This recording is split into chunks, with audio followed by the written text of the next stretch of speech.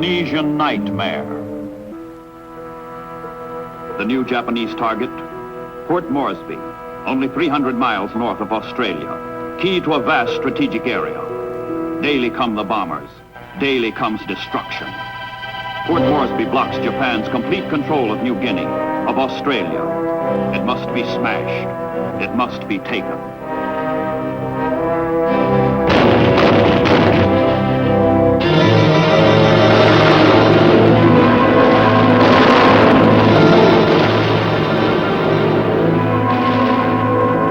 The formidable Stanley mountain range stands between the Japanese base of Buna in northern New Guinea and Port Moresby in the south. Miles of jagged hills and gloomy gorges, steep escarpments and trackless jungle, a frightful natural barrier.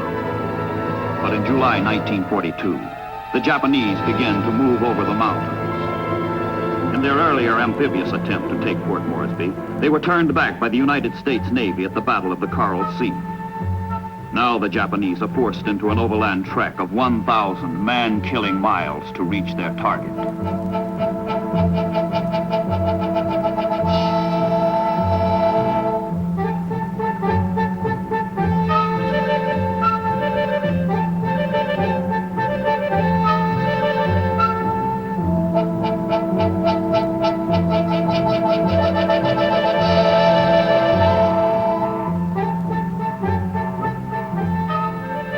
Outside Port Moresby, where the Japanese must be met and stopped, is a steamy, tangled nightmare of tropical undergrowth and malarial mountain. This is the part of the world called Melanesia, the Black Islands. For the Allied soldiers, sailors, and airmen who must throw back the Japanese, the Melanesian Nightmare begins.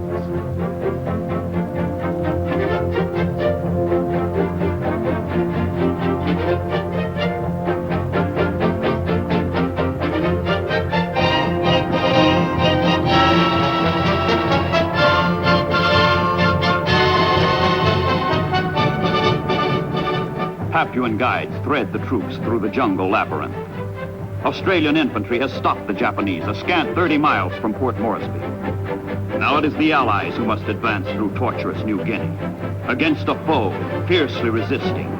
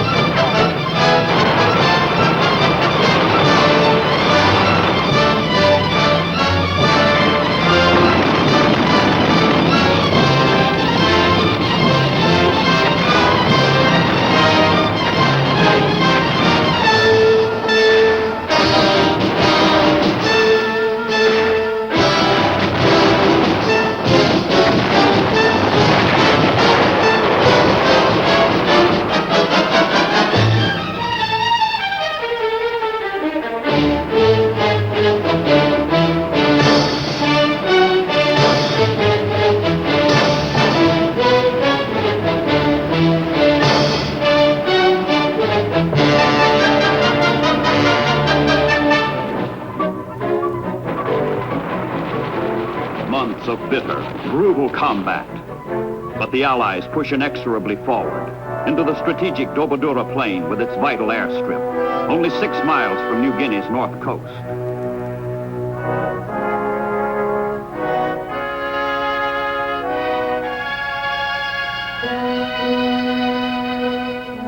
The Japanese retreat becomes a rout.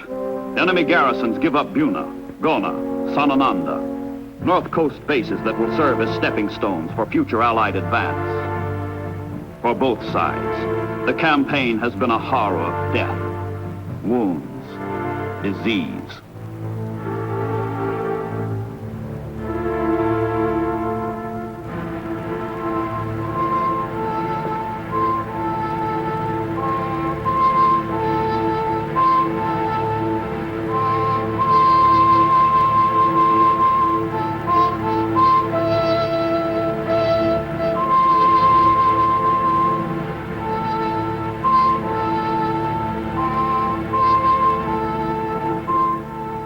In March 1943, American air reconnaissance discovers a major Japanese move to strengthen their hold on the rest of New Guinea. A troop convoy of 16 ships sets out from Rabaul and heads into the Bismarck Sea.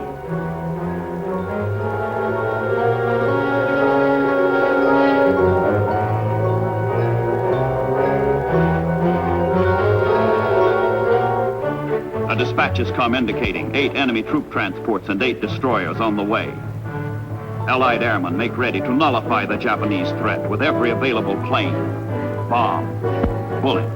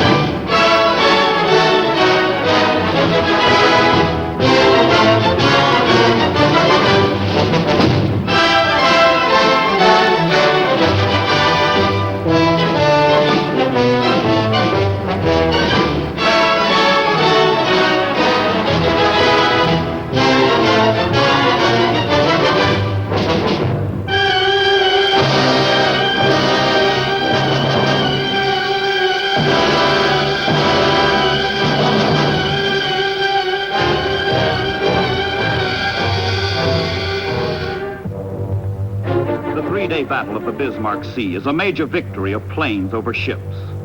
All 8 enemy transports are sunk. More than 3,000 Japanese soldiers perish. Only 4 destroyers escape.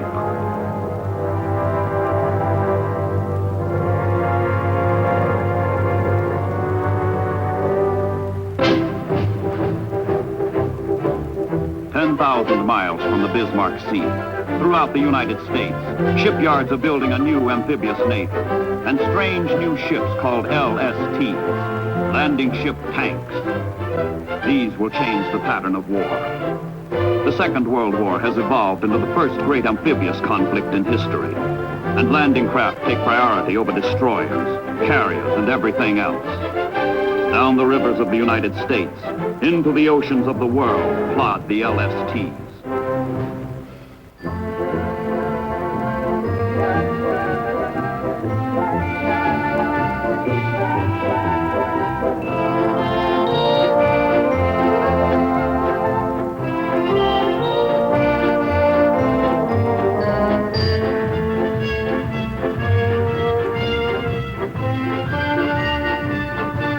Landing ship tanks, but she will be used for everything else as well. And loading her for combat becomes a job for experts. The 2,100 tons of materiel she carries must be stowed aboard in precise sequence and proper order, so that what is needed worst can be put ashore quickest when she joins battle on some remote beachhead.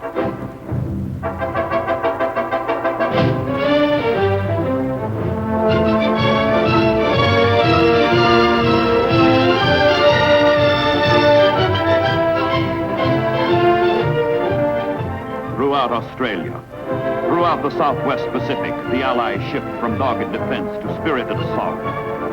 Beginning in the summer of 1943, the men, the ships, the materiel flow in a massive surge west and north toward Mindanao in the distant Philippines. General MacArthur's strategy has long called for an advance along the New Guinea-Mindanao axis. This advance will be borne largely by small amphibious craft, a navy without glamour. These men know only hard work, hard living, hard fighting, and hard-won victories. Now the LSTs, the floating garages, come into their own. Loading techniques blueprinted in advance become actuality. Pile it in, stuff them full, and every item finds its designated place.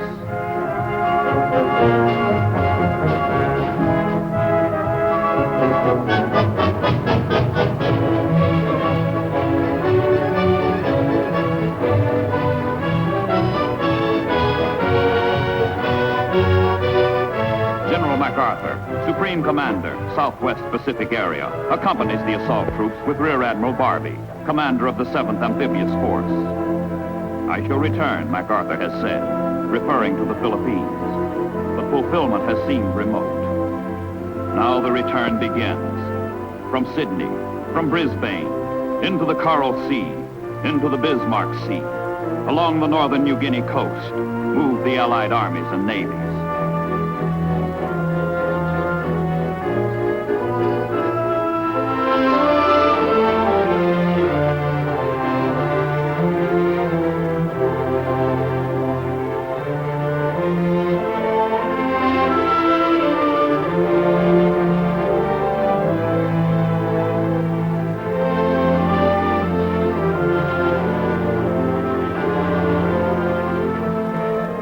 These are combined operations, carried out by the forces of several nations working in closely welded units. Ships of the Royal Australian Navy do yeoman service with the convoys, fight with all they have in battle.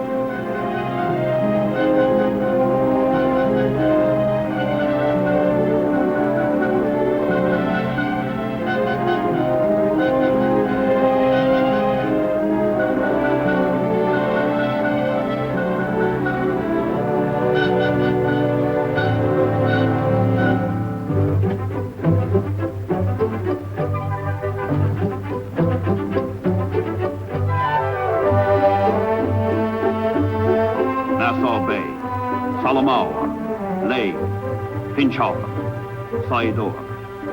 These are footholds along the New Guinea coast, needed for Allied progress westward. The approach is covered, stealthy, cloaked in darkness. And night in the convoy is tense, silent, strained. Dawn will bring the test of combat, the ordeal of fire.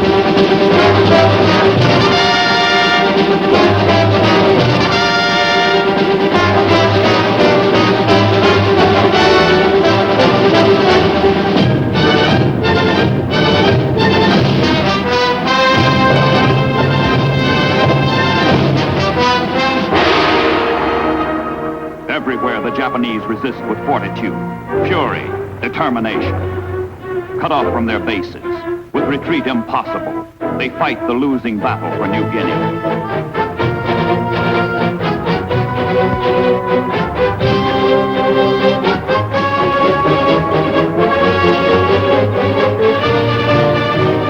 More rugged, more useful than even their designers dreamed, the LSTs nose into the shore and disgorge their torrent of supplies. The wealth and ingenuity that has made America great in peace combine to make her victorious in war.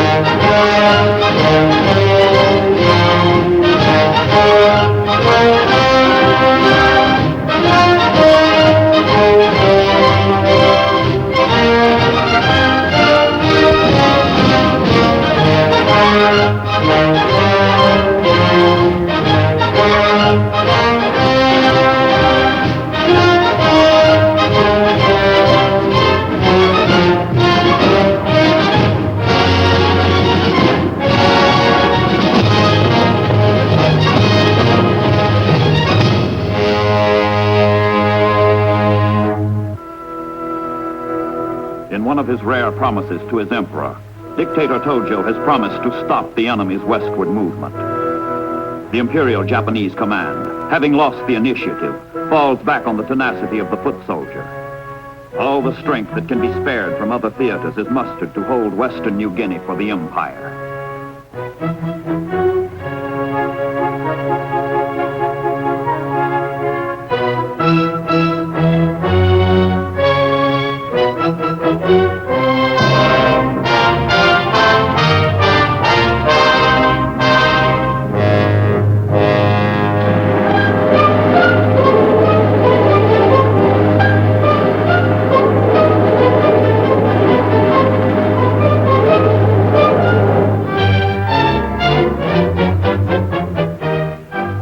Allied power mounts more swiftly than the Japanese can retard it. Operations that would have seemed sheer fantasy a year earlier become routine reality.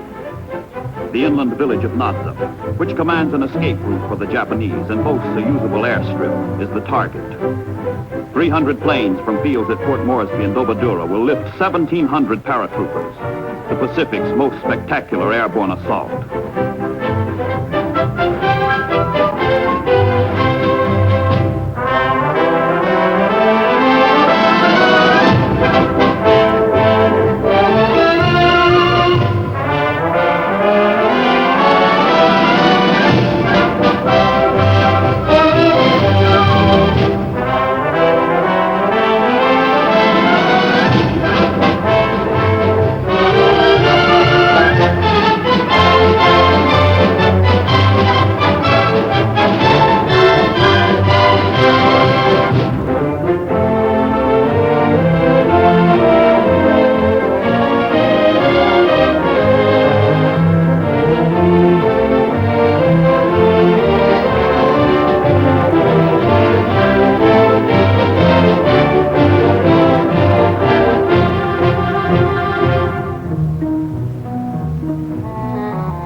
Whether the invading troops find their footholds on New Guinea from the air or from the sea, the jungle is equally cruel, the enemy just as malevolent.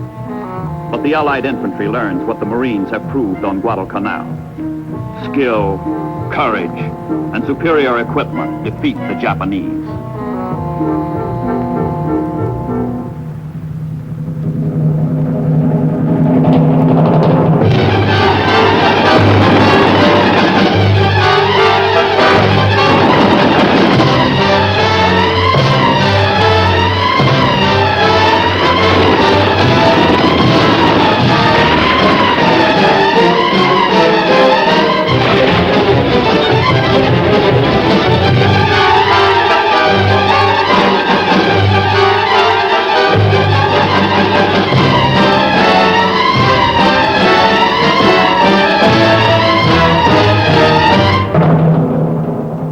New Guinea natives are primitive and warlike.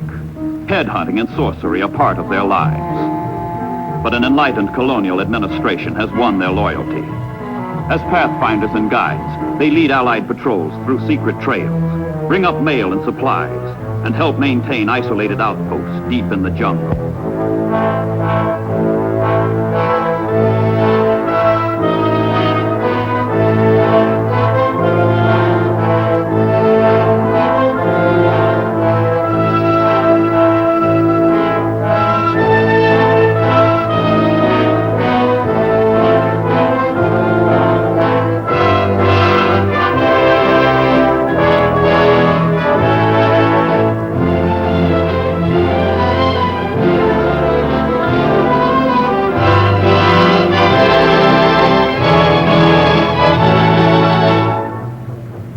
But it is sea power that makes possible the longest strides along the axis leading from New Guinea to Mindanao. With increasing mastery of the amphibious technique, landing follows landing on a smooth, uninterrupted schedule.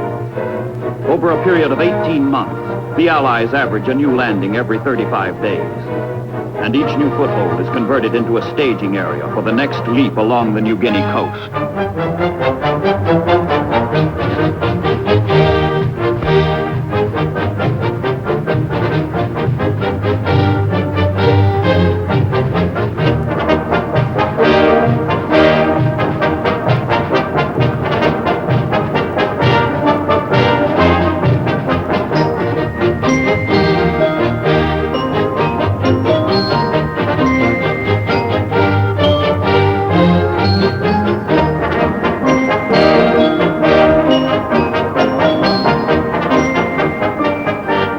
sluggish 12-knot pace wins a new designation from the crews of the LST.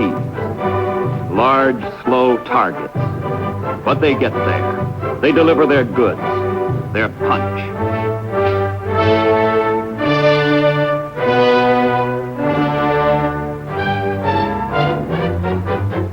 Admiral Nimitz, Commander-in-Chief of the United States Pacific Fleet, and General MacArthur work out the grand design for the westward advance. Nimitz supports MacArthur, making possible huge leapfrog jumps along New Guinea's coast. With Itape and Hollandia, the Allies will be 400 miles nearer to the goal, nearer to the Philippines.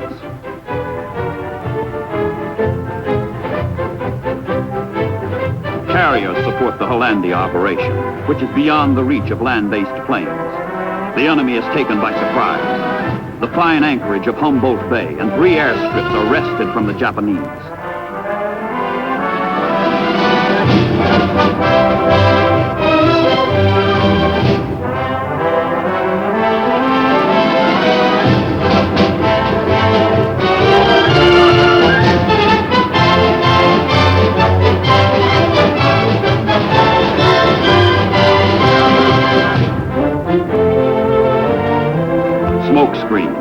To cloak ever more landing crews. And the advance goes relentlessly on, north and west, Arroway, Wakta and Biak, Lumpur and Sansapor. Sansapor is on the uttermost western tip of New Guinea, and with it the entire coast is in Allied hands. But the advance does not stop. In September 1944, the Allies swarm ashore on the island of Morotai, on the threshold of the Philippines.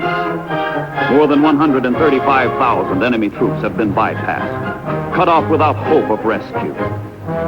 In a little over 12 months, Allied forces in the Southwest Pacific storm 1,300 miles closer to the heart of the Japanese Empire.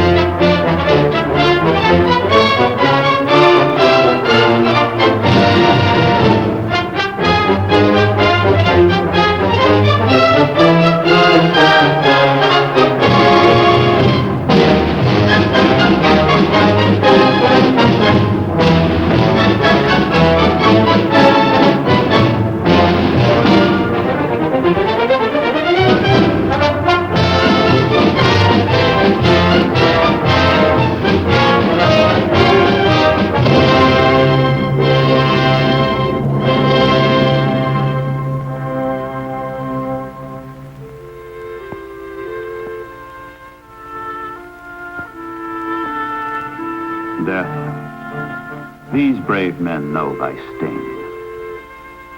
God grant they know their victory.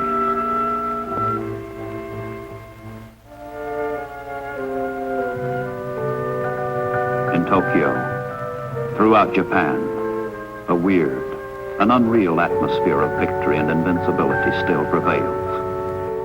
A feverish, fraudulent security shrouds the islands. Reports from all the battlefronts tell of nothing but Japanese triumph, Allied disaster. But beneath the cheering, oozes out the hideous truth.